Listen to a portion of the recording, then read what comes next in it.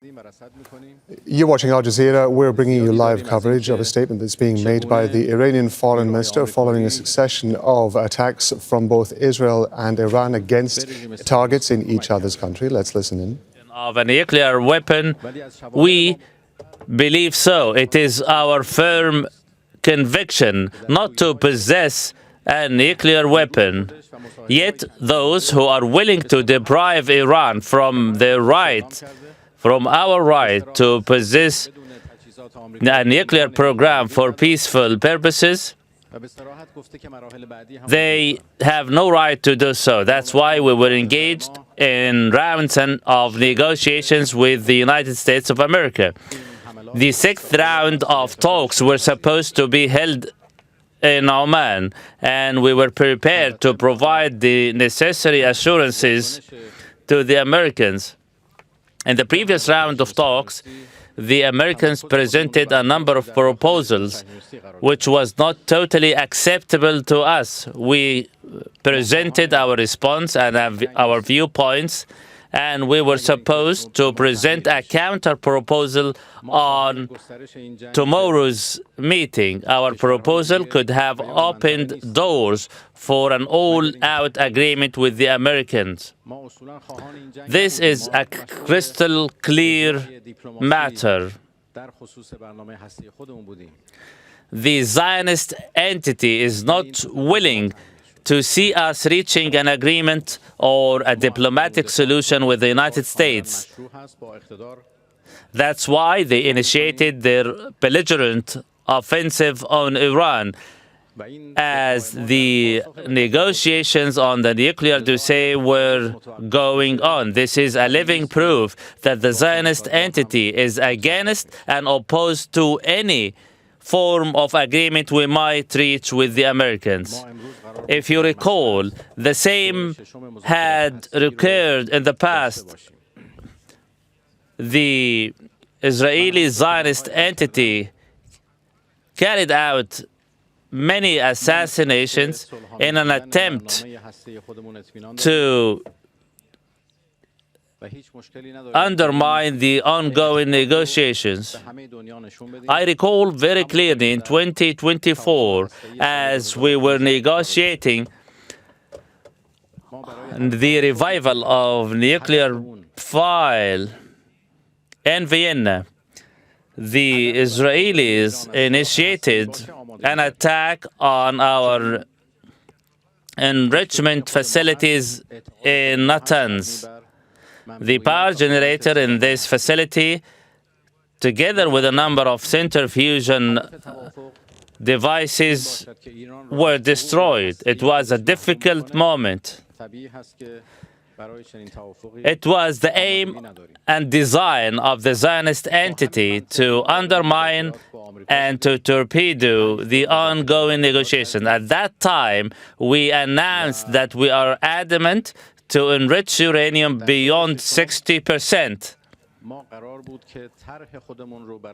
This was a counteract following the attacks on Natanz and destruction of the centrifusion plant by the Israelis.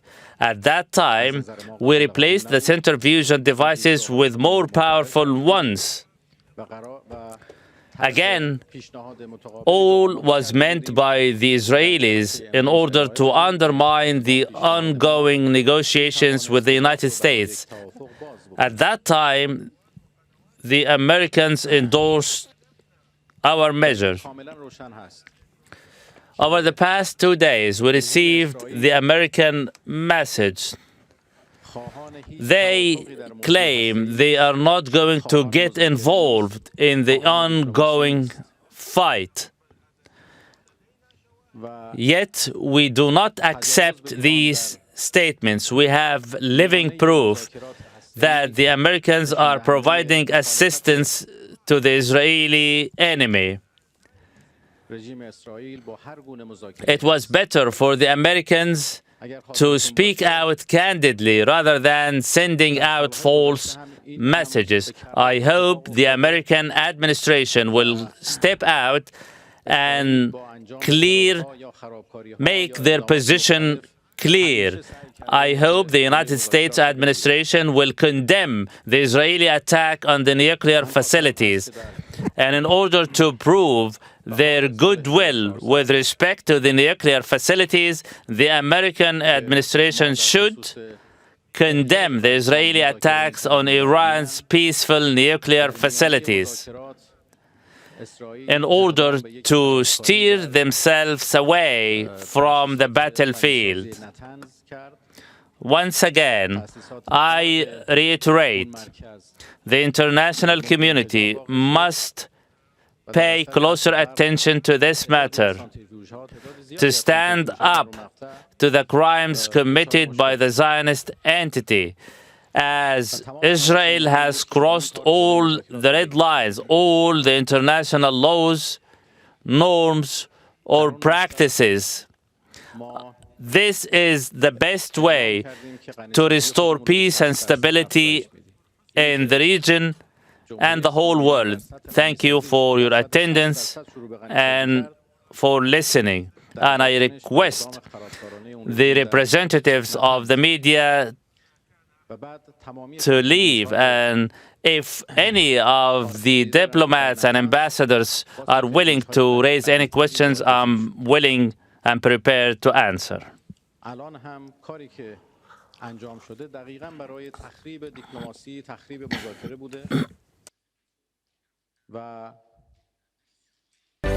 Okay, let's talk to Dorsa Jabbari, our correspondent, about what we've just been hearing from the Iranian Foreign Minister. Dorsa has a lot of experience working in Iran. So the Foreign Minister there making it very clear as far as he's concerned that the attacks that we're seeing going on by Israel are in direct relation to the ongoing nuclear discussions that have been happening between the US and Iran. Yes, and Abbas Araghchi, first of all, this was his audience were foreign ambassadors that reside in Tehran. So he had an international audience of diplomats.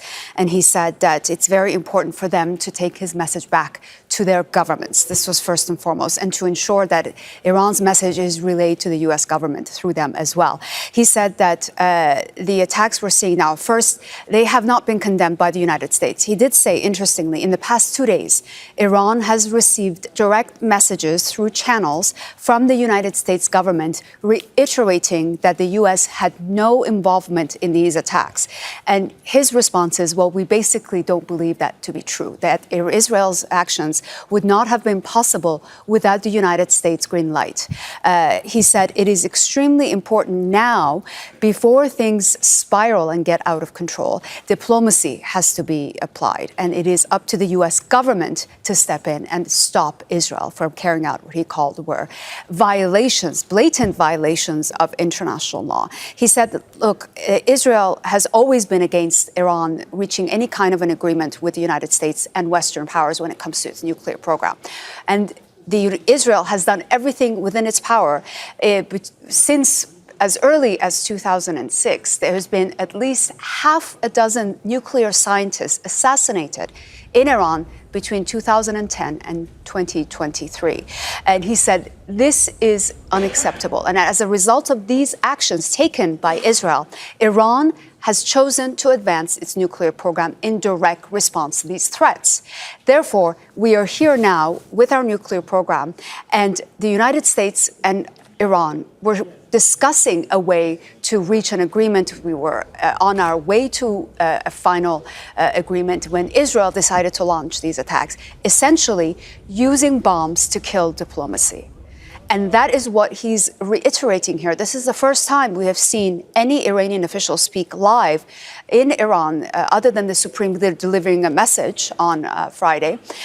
He's the first one to appear in Vision and speak live from the capital, addressing the recent developments and situation. And he reiterated that there has to be international pressure put on Israel before we can see an end to this conflict. One of the things, and you referred to it just a moment ago, was the fact that he did make a point of saying that as a result of the last Israeli attacks we saw when the talks were going on in Vienna back in 2024, it was as a result of that that Iran decided to increase its enrichment to 60%. And that was a significant jump from where it had been before.